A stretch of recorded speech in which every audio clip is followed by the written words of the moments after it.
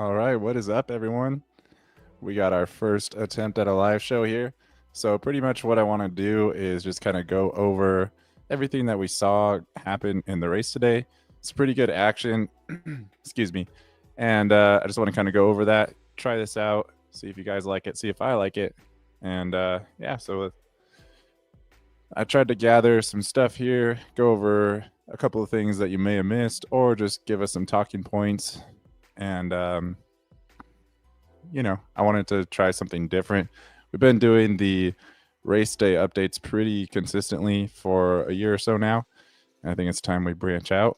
So if you guys are watching this back after the fact, just know that this is something that I'm trying to go and expand into. What's up, Roy? Thanks for jumping in here. I really want to try to bring you guys more content. And I also want to give you guys a platform to jump in here and talk about the race that we just saw and have a discussion. There's some pretty cool stuff. We get the press conference and all that, but that's really it's not enough. As a fan, I like to get in there and I'm like texting my buddies like, hey, did you see this? You see that? And it's like, anyway, so that's what the point here. We're going to try to jump into this. So there's a lot to talk about. I don't know exactly how long I'm going to go through all this. I've never done this before, so bear with me, guys. Feel free to jump in the comments if you have something you want to talk about. I will throw it up on the screen if I feel it's appropriate, and we will jump into that as well. So, excuse me. The first thing that I thought was interesting, I'm not sure if you guys saw this, but this was kind of crazy. There was a fight in the middle of the race, so check this out.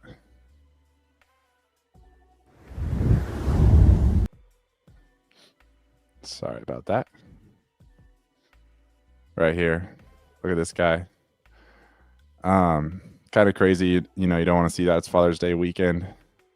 Looks like they got it under control. Typical Moto mania going on there. So that was interesting. Now, as far as the racing goes, the first thing, I guess we could start at 250 Moto number 1. So with that being said, we could go over here. Give me 1 second and I will pull this up. So Joe Shimoda was looking pretty good. I was excited to see what he could do. And he was coming up through the field, and then unfortunately he missed that rut and he ended up going down. I'm going to show you guys what I'm talking about here. So you see him right there. He came flying down the hill and he just missed that rut. But interestingly enough, he still came back for a 6th place finish. He definitely had the speed. Unfortunately, we've been seeing him get some bad starts the last couple of rounds. So I'd really like to see what a Joe Shimoda whole shot and a Haiden Deegan mediocre start would look like. But anyways, he definitely salvaged that good. And we saw him salvage the second moto pretty strong as well. The next thing that I thought was interesting was this Michael Moseman swap out. So I'm going to try something a little bit dangerous here. Let's go over here. Show you guys what I'm talking about. You might remember this. So watch Moseman here. He's going to come around. Watch this. Oh, man. That was terrifying. So he saved it. He ended up having a good moto. Unfortunately, the second moto did not go as great. He still came home in 8th. So Michael Moseman's been sneakily effective so far this year. Obviously, Haiden Deegan has been carrying the flag for that team, but Michael Moseman has been kind of the only other shining star so far. Unfortunately, he only got a 20th in moto number 2. So he did drop all the way back to 15th overall on the day. But I still thought that was pretty interesting, worth mentioning at least. And then I guess we could just jump over here to the actual results. So let me see if I can get that going here. I got 2 results tabs open. See if I got the right one. Yeah. Okay. So what I want you guys to see here is that, where's Harep? I know he did better. Yeah. So 19th, Mikel Harep in Moto number 1. He was stuck back in 19th right here, and he couldn't even get past Faulkner. See, Faulkner got 18th. So I thought it was kind of interesting because we saw Harep. He's been improving these last couple of rounds. Definitely killed it in Thunder Valley. But, sorry, there's a bug in my face. I thought it was interesting that, he's generally been the best Triumph guy so far this year, but he kind of struggled in that first Moto. Came back really strong in Moto number 2 right here. So not sure what was going on there. And then also shout out to Jolique Swole. He got a good start in Moto 1 and then kind of faded, but then he held it together in Moto 2. So that was really cool to see coming back off of that Achilles pretty quickly. Then let me see here. So back to sorry, I'm still learning this software as well. So that might be better. So going through the overall results here, obviously Deegan, not much to say. He rode really good, got some good starts. Actually, I did want to show you guys this. Let's see. Speaking of his great start, let me see if I can get this up here. So this was crazy. This is Moto 2. Watch him right here. So you see Deegan right here. Let me make sure that you guys can see my mouse. Let me know in the comments if you guys can see my mouse or not, because I don't want to just be trying to show you guys stuff with my mouse and you can't even see it. Anyways, so Deegan's right there in the middle. And he gets swallowed up right about here. Look, he's already he's kind of in 5th, but he's got a couple people to the inside. So, anyways, let this play out. So now he is right there in the middle of the screen. Not in a great spot by any means. And watch what he does right here. So now he hasn't even crossed over the whole shot line yet. And I'm like, okay, cool. We're going to have to watch Deegan come through the field. It's going to be, entertaining. And Deegan's like, nope, I'm just going to leave the brakes off, try this inside up and over the hill. And just like that, bam, he's in the lead. Cool little scrub out of Vial, though. Not that it changed much. But yeah, there he goes. What a start. That was pretty cool to see.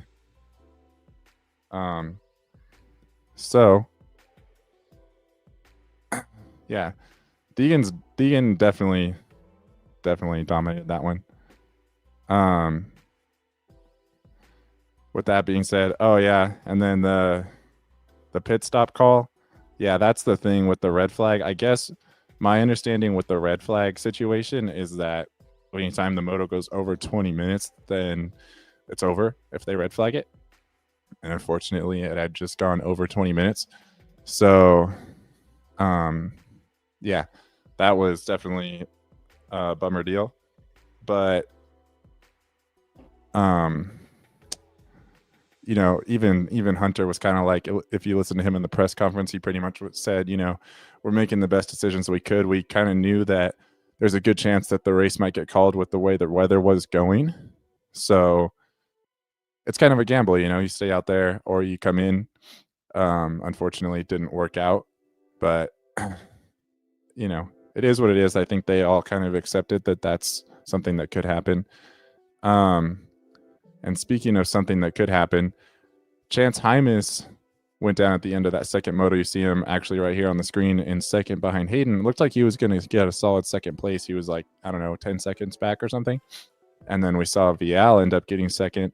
He came off the track and it looked to me like he was kind of favoring his left wrist. But then we see right here, let me show you guys. This is after the race. Mike Pelletier is kind of talking about why they had to red flag it. But then here, they're going to show you guys. Here's Chance right here. So, oops, I did not mean to do that. So watch, Jet gives him a hug. And he's got weight on his wrist, so I'm assuming that his wrists are okay. And it looks like he might.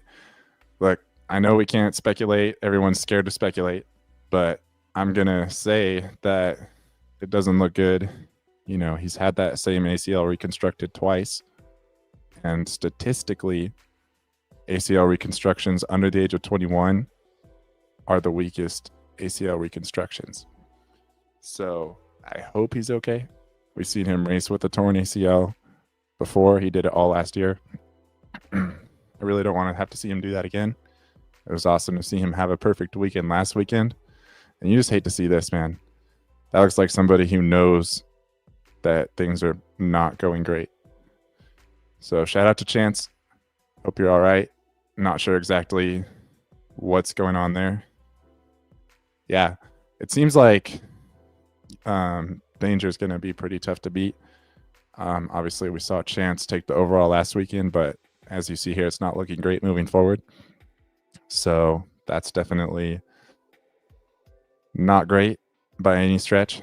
So let me see here.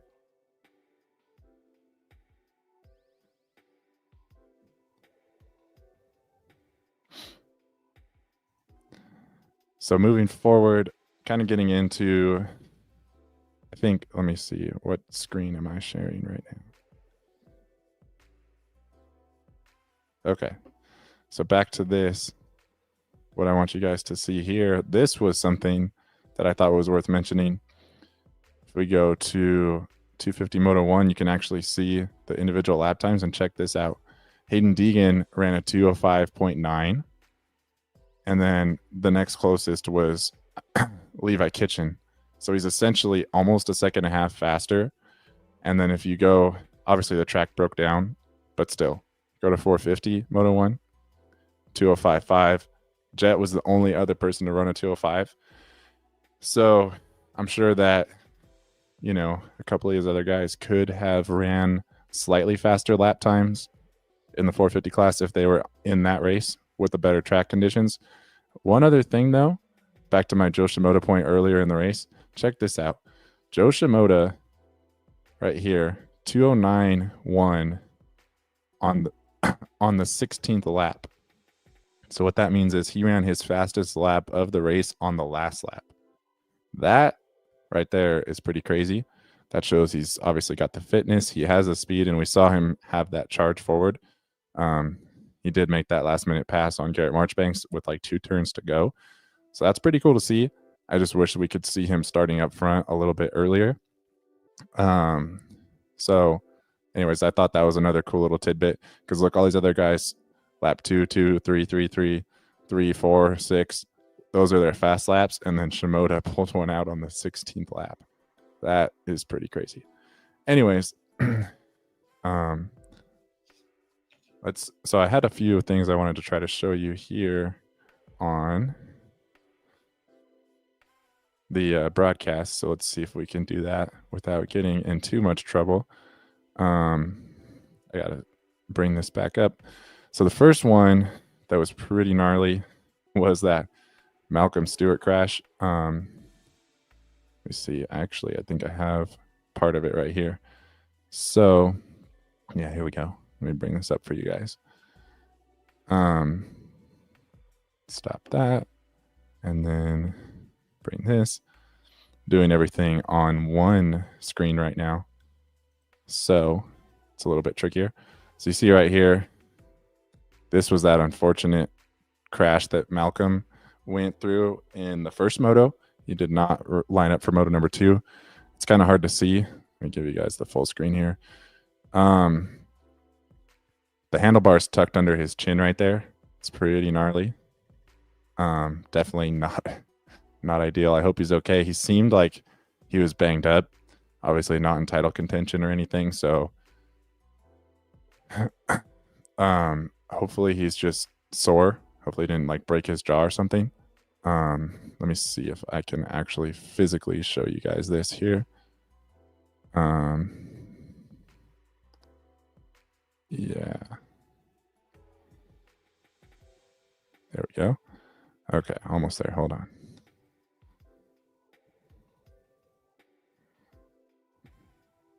There he is. All right, hold on. Oh. Okay. Yeah, so it looks a lot worse on video. Here we go. Let me bring this back around. I was pretty bummed when I saw that. We all like Malcolm. It's hard not to, right? So let me put this in a better perspective. where I won't get in too much trouble. So watch, you'll see. He's coming up over the hill right here. It's a little slow-mo.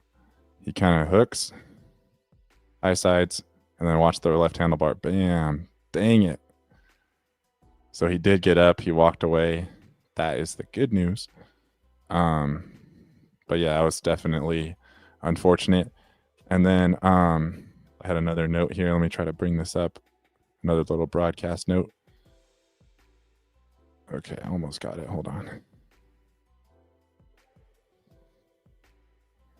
That's crazy. Okay, there it is. So here goes. I thought this was weird. If you got any experts over here in the comments, you guys let me know what you think. Obviously, he stalled the bike, but I feel like he could have kicked this thing back on quicker. Like, what's going on here? You know? Kind of weird. Let me know what you guys think. That was Jet Lawrence stalling in Moto 1. And then the next one I wanted to see or wanted to show you guys, I got a few other notes here for Moto 1 in the 450 class. So let me see if I can grab this one. Yeah, almost there. There it is. This I thought was pretty. It's classic RJ, and it's just also kind of sums up what's going on with Jorge Prado pretty nicely. So check this out. I got the battle box going here. Prado trying to go up the inside, and RJ just says, nope, nothing too crazy. He just stands him up. But you got to think, this is a guy, RJ Hampshire, I mean, who's racing with literally, he just had wrist surgery. That bone's gone. He just doesn't even have it anymore. And now he's going around the MXGP world champion on the outside. So, yeah, Roy, I thought that was weird. I'm like, I mean, he probably could have, it still worked out fine. I don't think it changed anything really, but there was like no sense of urgency. I thought that was pretty weird. And then as far as this situation right here with Hampshire and Prado, you got to think this guy just had wrist surgery. He doesn't have that bone in his wrist anymore. And then he just goes around that Jorge on the outside. And I probably should bring this up while I'm thinking about it. Let me make sure I'm on the right tab here. Yeah, so speaking of Jorge Prado, like I think we've already hit the panic button. We started this a while back, but dude, what is going on here? Where is he at? Oh, I'm on the 250s. My bad. Sorry. Let me fix that for you.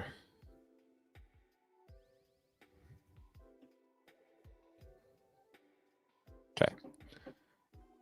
Jorge, 17th overall. So he had a pretty good start at Moto number 1. And then all the way back to 12th. And add to that, he didn't even score points in the second moto. I know it was sketchy out there, but dude, like, I don't know what to say. It's not looking good. If you're Chase Sexton, you got to be kind of nervous about that bike. I'm not sure that Prado is overrated though, because like he can't be that bad, you know. He might not be top 5 over here, but he shouldn't be like fade to 12th, you know. He's beating all those guys in MXGP, and we've seen guys, it does translate. We've seen Hurlings come over here and go 1-1 with no practice, you know. I mean, even Ferrandis, you know, he had to build up to it, but he's the most recent example of we've seen guys come in here and be premier class motocross champions who were decent MXGP, and Jorge Prado is literally the reigning champion. So yeah, he's got a lot going against him, but it shouldn't be like this, I don't think. But anyways, moving on. I wanted to highlight something here also. So let me Let me make sure I'm not moving too quickly. I don't want to skip anything. I think we're good. So I got to go over here. Let me bring up Grant Harlan. I know I highlighted this a little bit in our race day updates, but we got to give you the update because this guy is amazing. So, let's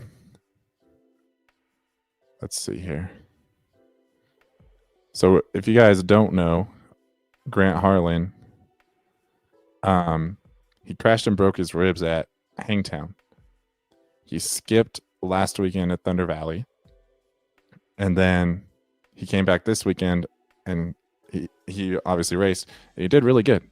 So, let me make sure. Yeah, so right here, 15th overall, 15-16 on the day, earning 13 points.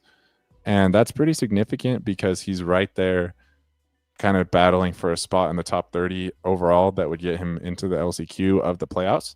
He scored a little bit of points in Supercross, but nothing significant. And he's really started off strong in motocross, way better than he did in Supercross. This guy's just out here killing it with broken ribs. And the thing is, 15th in Moto 1, 12th in Moto 2. I'm sorry, 12th in Moto 1. Obviously, there's a gap between these guys, but we got Grant Harlan with freshly broken ribs in the same zip code as Jorge Prado. Like there's something more going on there. Nothing against either one of those riders, but it's just interesting to see this guy, Grant Harlan. He's obviously killing it to even go out there and just race motocross like that. I mean, it's nothing we haven't seen before, but it's pretty impressive. And then, anyways, thought that was worth mentioning. And then while we're on this results page, I also wanted to shout out Cody Schock because he got top 10 in both motos. We saw him get the whole shot last weekend and then obviously go down. He did fight his way just inside the top 20 by the end of Moto 2 at Thunder Valley. But man, what a rebound. He whole shotted here last year on a 250 and then immediately fell apart. And so this year he kind of redeemed himself on the 450. Going 10-9 for 9th overall, scored some really good points, which he is trying to climb his way up the standings and get into the playoffs as well because he raced Supercross on a 250. So shout out to Cody Schock. Thought that was really cool to see as well. So we're going to kind of move on now to Moto number 2. Make sure I'm not skipping anything. Got a couple of notes here. And if you guys have any specific talking points you guys want to bring up, feel free to definitely let me know. I had a couple of things from Moto 2 I wanted to show you guys on the broadcast. So let me bring that up. Gotta find it. I have all the timestamps written down. So obviously we saw that crazy start from Haiden. That was probably the highlight of the start of the day. Let me do this here. Oh, it's about the same, isn't it? There we go. Thought that was really cool. And then let me get this pulled up over here on the other side. All right. So we did see Julian Beaumer go down. That's what I'm trying to find. The first little incident here. That didn't look great. There he is right there. It's kind of a high-speed crash. Here's the replay. Let me make sure I get it. There it is. All right. So let me switch this around. Stop that. Oh, whoops. And then a lot of buttons here. Okay. There's that. Let me put this like this. So you'll see it's going to be kind of in the corner. It's this bottom box on the bottom right of the broadcast. You'll see him. He's picking up the bike in real time, and then they're going to do a replay.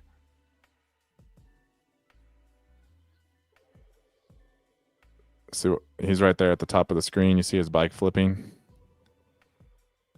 He does kind of get up and off the track, but that looked like a tough hit. You never like to see that. So let me make sure. don't forget you when you're famous. Boy, I could never forget my old Arkansas friend there. Shout out to Ryan jumping in here. Yeah, I would agree that I think Prado is pretty much always going to fade. I did get my hopes up a little bit when we saw him get like essentially a whole shot. And then it was so crazy, like how quickly he went backwards because he was kind of like right there for the whole shot, I think, in moto number one. And then I was like, oh, cool, we'll see, Jorge up here for a little bit. Nope. It was like he just set anchor. Everybody jumped that tunnel jump, and he was like the only guy who rolled it. So that was not ideal. And then back to what I was saying about Juju. Let me give you guys some different music here. We've been on this loop for a bit. Let's see what this is here. There we go. All right, so with Juju, he only got 15th at Moto 1, so I was already kind of had my eye on him, like, all right, what's going on? The class is pretty deep, so to get 15th is not crazy, but it was obviously pretty under what he usually tries to do. And then he unfortunately crashed out right after that in Moto 2. So that was not ideal by any stretch of the imagination. Anyways, so the next one, we have Shimoda crashing again in Moto 2. Let me make sure I got my stuff together. And that, like the fact that Shimoda's riding as good as he is coming back from these crashes, is pretty impressive in my opinion. Let me make sure, where am I at? Oh, perfect. I think I pretty much nailed it. I might be a little bit ahead of it. No. Yeah. Okay. Hold on. There he is, right in the trees. Okay. So there he is. Okay. I don't know if they actually showed the crash. Let me just show you guys this though. So you see Shimoda obviously picking his bike up. He was having a pretty good ride, but he's still yet to really get a good start. He was in fourth at the time when he went down. Sorry, let me get that down. He was in fourth at the time when this happened. And then obviously he dropped like quite a few positions. And we saw him make that last minute push to try to get all the way up to fifth right at the end of the race. So for him to come back and still get a top 5 in this moto I thought it was pretty impressive. You see him get right back going. You kind of hear James speculating that, oh yeah, as long as he can get through this next lap, he'll be all right. He'll start pushing forward. Oops, I just deleted myself. And that's pretty much what we saw.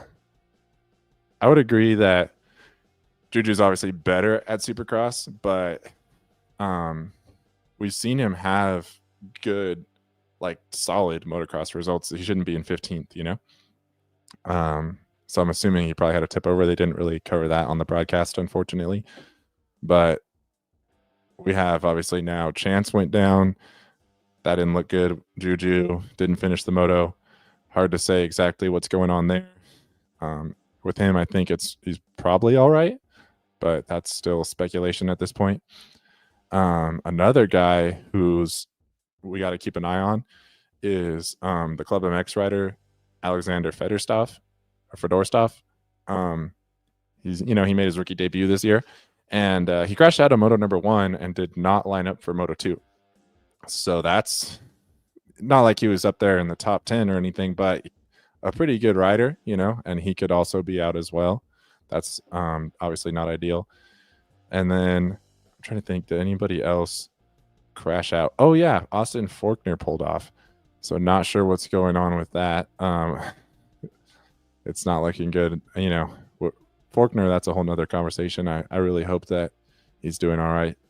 I think that was it. I think that was all the major guys who like DNF'd, and we have to see if they're doing okay type of thing in the 250 class at least. Let me see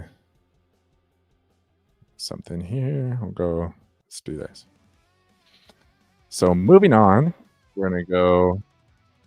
I think let's just cover a couple more things here on the 250 side, and then we'll wrap it up with the 450 class to make sure that I'm not, yeah, here we go. That's my last notes. So let's see, put up the results.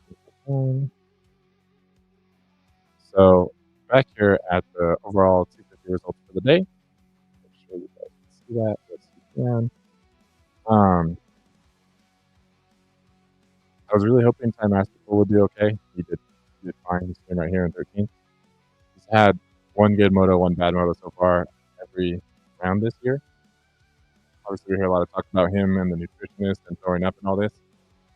Doesn't seem like it's going great. And then I also wanted to mention right here, Ryder DeFrancisco. He's really been struggling to get good results. Obviously, he can do it. See him right here with the 11th. But he's been like 18th to 23rd a lot this year. And I don't think it's a speed issue. So that's something. And then I also wanted to shout out Dylan Schwartz right here because we saw him have that epic top 10 last weekend. And then he DNF'd the first moto. So I was like, dang it. That's really not ideal. But then he obviously came back with a solid finish with terrible lane choice in Moto 2. So I thought that was cool. I've been keeping my eye on the Bar X guys, specifically Dylan Schwartz and then Derek Drake. Derek Drake kind of had me concerned because he didn't score any points last weekend after doing pretty good at Hangtown. And then he's trying to come back from that Lyme disease, and it's not like fully cured. So he's still dealing with that. And I saw him not score points, and I'm like, oh, it's coming back to kick his butt. But thankfully, he did okay this weekend as well. So moving on to the 450 Moto 2, that was a lot of fun. We got to see the start, and this might be bad. Look, I have nothing against any of the riders, to be honest with you. I just want to see a good race, and I'm gonna go ahead and put this up on the screen. Show you guys. Um, I was really hoping that Jet would get a bad start because I just wanted to see a battle. And sure enough, we got just that.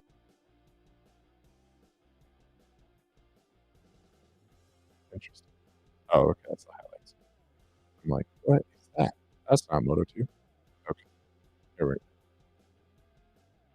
And sure enough, we got to see Tomac with the whole shot. So let's go ahead and let's grab this. Oops, wrong screen. Sorry about that. We have to go back over here. Okay.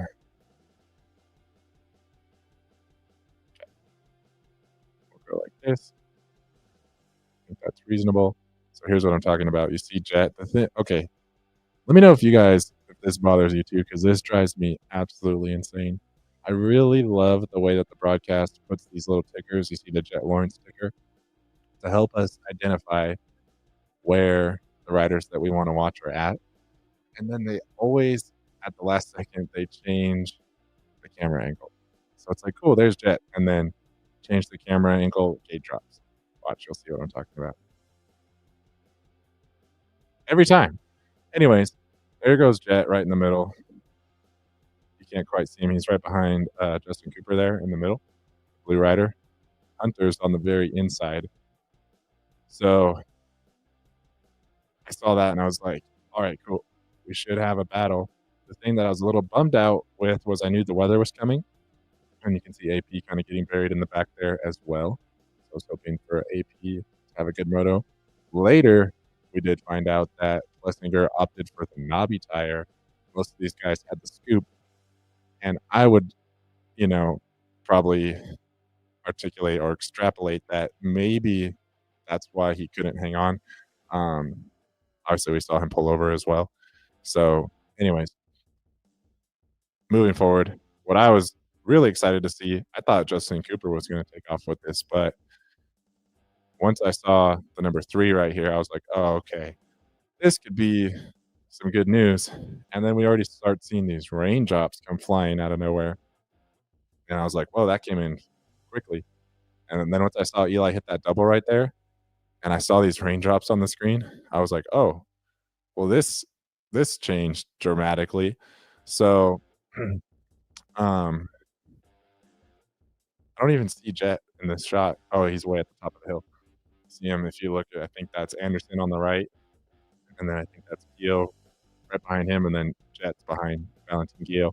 So, Jet did a great job. He did what he does. He comes through the field, he salvaged it, he didn't ride over his head, and he got the result that he needed to get. He still won. So, um, at the end of the day, he extended his points lead.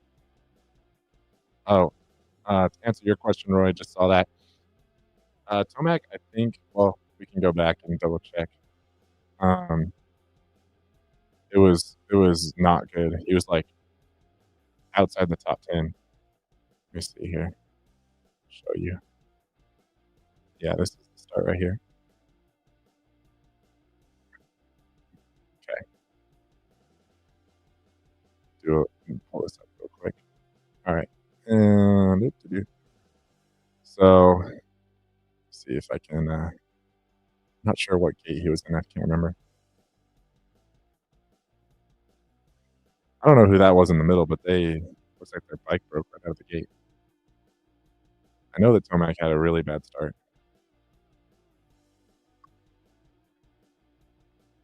Yeah, he's not even in the shot there. So, let's see.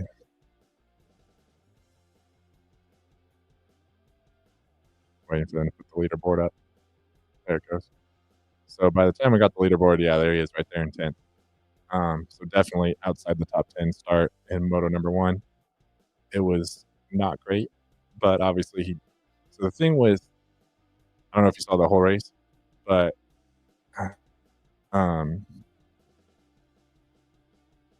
oh, I just saw my mic seems to be cutting out. Hopefully yeah, should be okay. Um, wire is plugged in, so hopefully it's working. I'll have to watch this back and see what I can do. But anyways, um, yeah, no, he came up through the field pretty quickly. The thing is, he was absolutely flying in the middle of the moto. He was running the fastest lap times, faster than anybody for 2 laps, and then he caught up to Jacob, and then he just got stuck. So that was weird. I was like, "What is going on?" I thought he was gonna maybe catch Hunter and AP. Definitely not gonna catch Jet, but I thought he would at least. Um, I thought Tomac was gonna go like probably to second. Even James was like, "Yeah, if Jet wasn't in the field, I'd be like, dude, Beast Mode's about to win this race." And then he just stalled. And they actually asked him about that afterwards, and he said essentially, "Yeah, I caught Jacob." Wygant asked him specifically. He was like, "Yeah, you were like the fastest guy on the track, like 2 seconds a lap faster than you just weren't. What happened?" He's like, "Well, I think that was when I was in clean air before I caught Jacob." And he was like, "Well, yeah, it was." It's like, "Yeah, once I caught Jacob, that was it." You know, didn't he didn't expand on it much. But anyways, that was kind of a bummer because hypothetically, had he gotten to second, he would have won the overall, which would have been cool. And speaking of that, I'm wondering, is it too early to talk about potentially a perfect Jet Lawrence overall season? You're gonna go 11 for 11 because right now it's looking pretty doable. We got we've done 4 rounds so far, so 7 more to go. He's already got 4. I mean, he's closing in on halfway there. So hard to bet against him. Um, we'll see what happens. So let me see what else I got here for you guys. Oh, yeah. So in the overall results, a couple of things worth mentioning. Let me get this back up over here. So make sure show you guys the right thing. Looking at that, I'll just go ahead and put this full screen for you guys. All right. So the first thing I want to mention is that, dude, shout out to Joey Savatgy. Still racing with a broken finger, 6th place overall. I think RJ Hampshire is pretty much the 6th best guy in general on speed right now. Obviously, we kinda talked about his wrist issues earlier on, but, um there we go. That's probably better. Um, yeah, I mean, he's stacking a lot of points. Like, watch, let me see if I can, well, we'll circle back to that because I wanna show you guys the overall SMX standings. He put himself in a really good spot, and the fact that he broke even with Anderson here is actually really important. I'll show you guys that in a second. Um, but anyways, shout out to Joey Savatgy, and then same could be said, well, we kinda already talked about Cody Schock. Um, and then what did I put here? So, oh yeah, the three-way tie for 6 too. That's kind of crazy because Hampshire and Savachi essentially did the same thing: 6-8, 8-6. Obviously, we know the tiebreaker, and then Anderson 7-7 right in the middle. So these guys all scored 30 points. Thought that was kind of funny. Hampshire got 8th, and he's like probably could have got 6th, but anyways. And then Cooper Webb, that was tough. Not sure what's going on with him. Obviously, never been known as a like a great motocross guy, but he got a pretty good start in Moto 1, and he could only manage a 9th. Not as bad as Prado. They were both side by side essentially, but um, it was still pretty bad. And the thing is, excuse me, the thing is, if it keeps going the way it's going right now, mathematically, he's gonna lose his number 1 seed to Justin Cooper, and then Justin Cooper is gonna also get passed by AP. So pretty likely that Aaron Plessinger could be your number 1 seed going to the playoffs. I personally think that the only one who's gonna be able to take an overall from Jet, unless it's like Jet just crashed, would be ET3.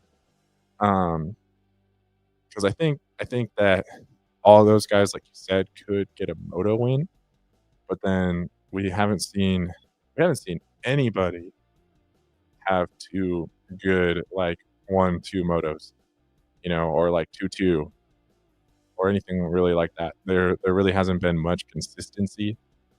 Um, so it's gonna be tough, because we saw Tomac go out there and win that 2nd moto, but he got 5th, and it wasn't like he came back from a crash. He just had a mid-pack start and then just got stuck behind Jacob.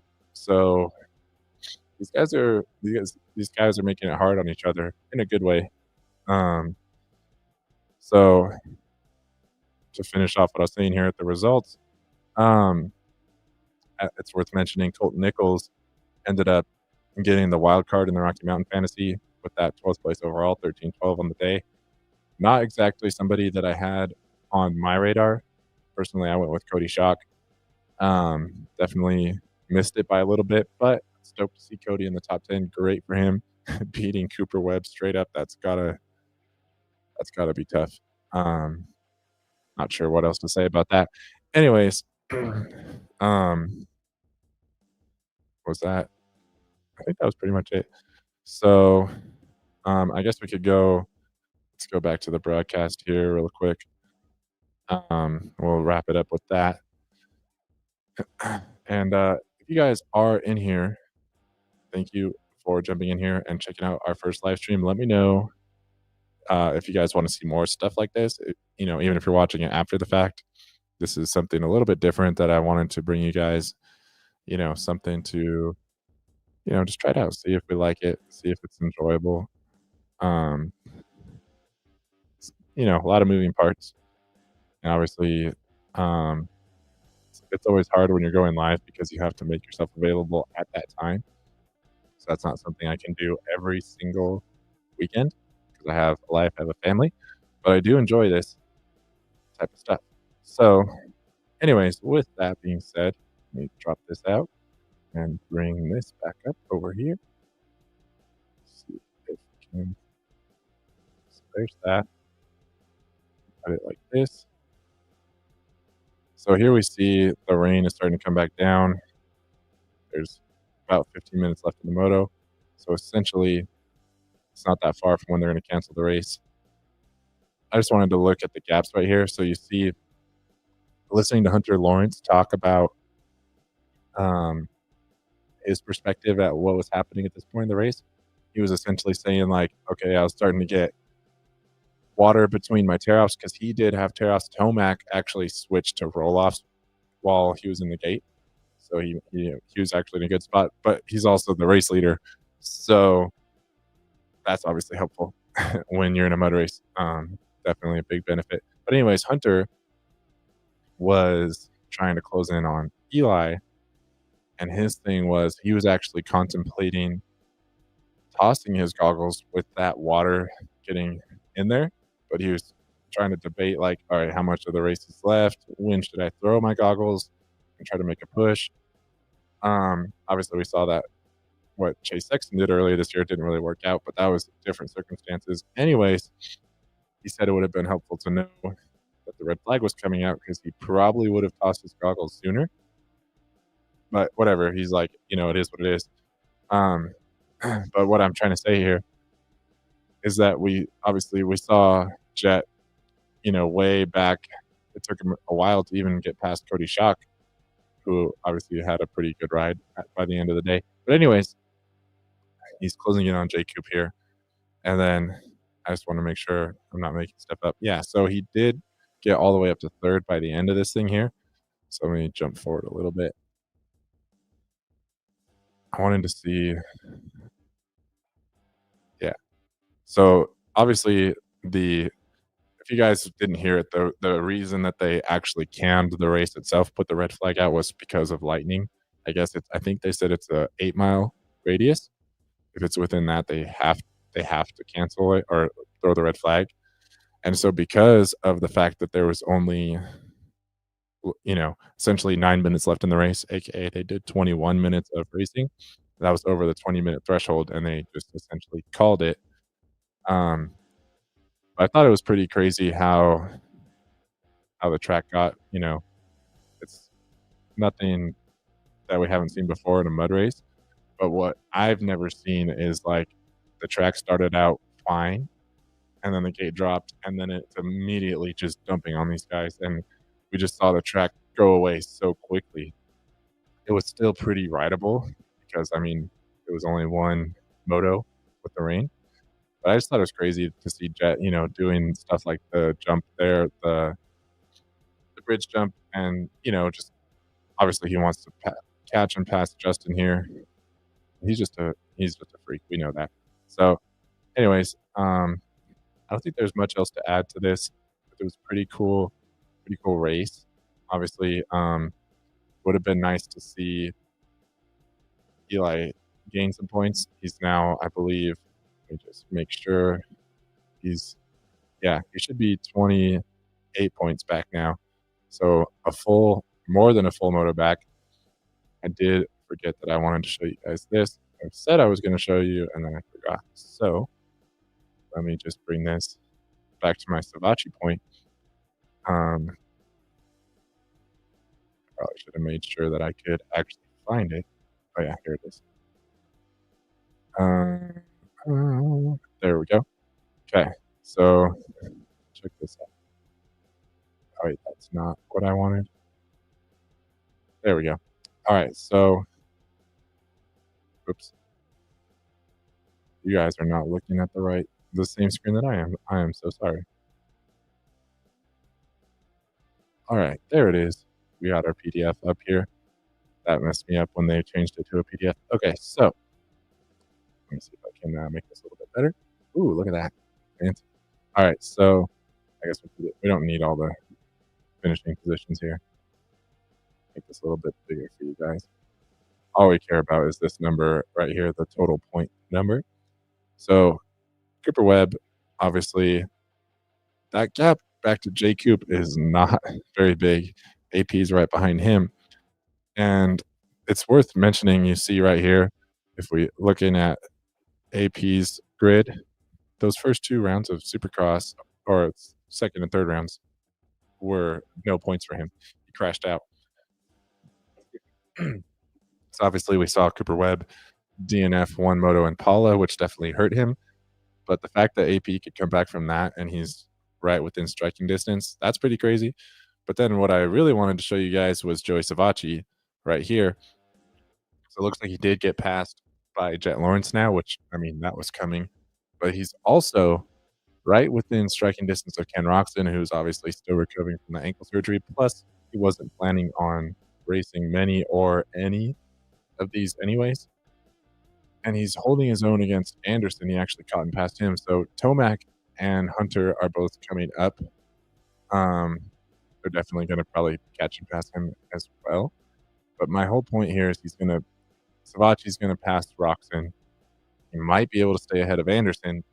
So when it's all said and done, he's still going to be in the top 10 seed going into the playoffs. So he's putting himself in a pretty good spot for a good payday. And that was my whole point with him finishing 6th overall today. He's riding really good. He's been riding good all season long. So I love to see that. And he's riding with a broken finger right now. So I'm sure it's starting to feel a little bit better. That is the goal.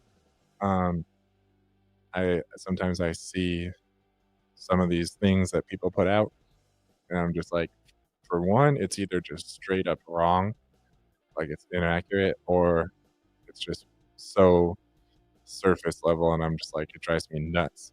So I try to go a little deeper, give you guys a little bit of a peek behind the curtains, and I like to go more into these, the whole top 20, talk about all these guys. They all have good stories, and they're all killing it. You know that the 250 class today had like 85 entrants. It wasn't that exact number, but it was a lot. So for you to be in the race, you're sick. Like you're really good on a dirt bike.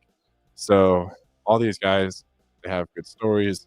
They're doing what they got to do to get to the races, and really bugs me when they're not getting any coverage. Like if you go to a motocross race, there's like a 12th place battle that's just, 4 guys just going for it. It's like the best thing ever, and it's not on the broadcast.